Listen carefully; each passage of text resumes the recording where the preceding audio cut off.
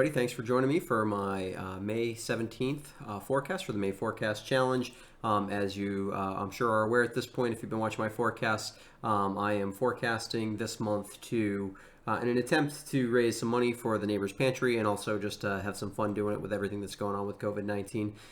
So if you want to find out how to help me raise that money for the Neighbor's Pantry, you can visit my website, westriverweatherguy.com. It has a video that explains how you can help out with that.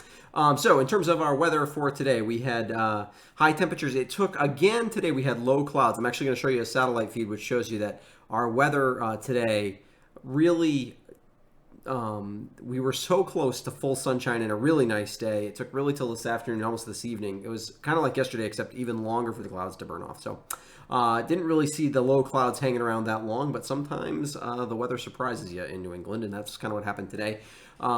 We did get up to 69 degrees when the sun finally came out, so it was not too bad a day. Even in the clouds, it wasn't terrible today. It was in the 60s. Our low temperature this morning was 44, so definitely significantly warmer the second half of this week. We didn't have any rain today. As you can see, the maple leaves are starting to come out. Here, this tells the story of why.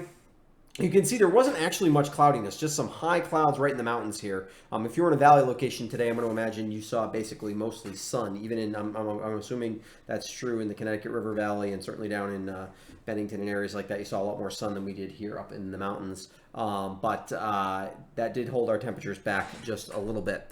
To give you an idea of what we were looking at, what's going on across the country, we do have a low pressure system here over the center part of the country. There's also a tropical storm, believe it or not. We talked about that a little bit yesterday. We'll get back to that. And then we kind of have this front and some moisture streaming out ahead of this warm front that's kind of stalled here along between basically real warm air down to the south and not terribly cold air, but temperatures mostly in the upper 60s for highs, a few 70s today. Look at the national radar. We can see that storm that looks really impressive, and you're like, man, we're about to get a ton of rain, except this storm is not really moving. And to the extent that it is moving, it's kind of getting sheared out. This is kind of the leading edge of rain on the warm front.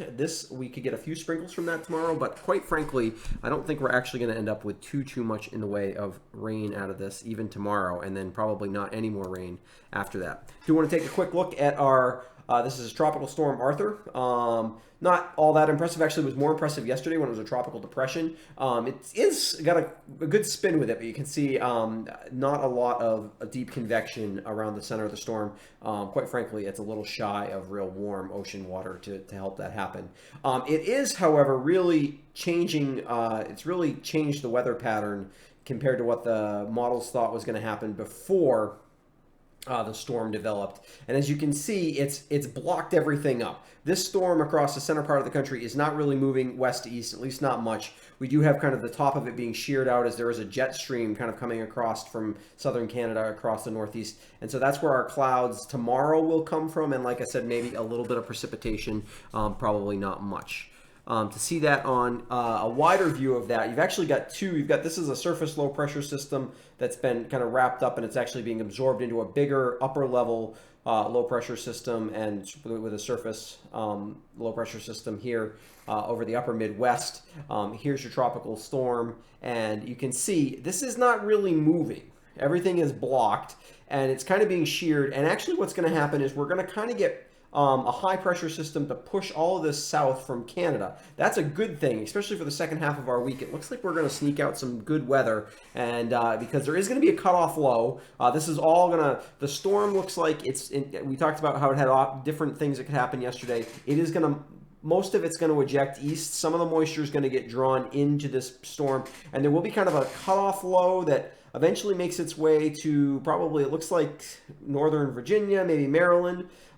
Precipitation shield from that, for the heavier precipitation shield could kind of get to New York City, maybe even a little bit further north of that, but it doesn't look to get here. And then Tuesday through Wednesday, and Thursday, the whole thing kind of slides south. Probably. It's an uncertain forecast. So let's take a quick look at the week ahead to talk about what we think is going to actually happen. So Tomorrow's not a great day. It's going to be mostly cloudy. Those high clouds that are being kind of sheared off the top of the storm will definitely be in our area. That'll hold temperatures back. I don't think we'll get out of the upper 50s tomorrow. We could see a few sprinkles tomorrow. I don't think more than a couple hundredths of an inch of rain, but definitely there's a chance for a few showers. Tuesday, I think we're still clouds, but we could have some sunny breaks. Temps will be a little bit warmer, low 60s. By Wednesday, the clouds are really starting to be on the decrease. We could still have some, but I think we're getting a lot more sunny breaks, highs in the mid 60s.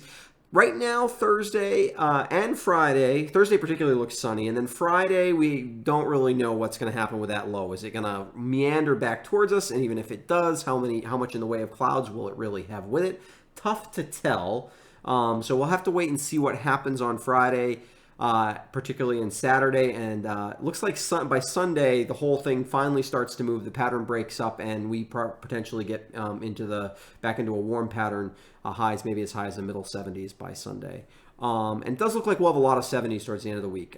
Particularly any sun that comes, the overall pattern is relatively warm. So if we get any sunshine, that should lead to quite a bit in the way of quite a bit of the way of warmer temperatures, potentially low to mid 70s by Friday and Saturday. So overall not looking too bad. Thanks for joining me again. Like I said, I'm thankful for everybody who's joined as a patron this month. All that money will go to the Neighbor's Pantry. And if you want to continue to support me after this month, I greatly appreciate that. It will go to increasing the amount of forecasts I can do. I'm hoping to do 2 a week after May, after we do 1 each night in May, and also to help improve some equipment over the next few months. So thanks for that. I've been having a lot of fun with this. Certainly, if you have any questions about what's going on with the weather or what's going on with the Neighbor's Pantry, you can always ask in the comment section, or you can message me through the Facebook page, West River Weather Guy. So thank you, and we'll see you again tomorrow night.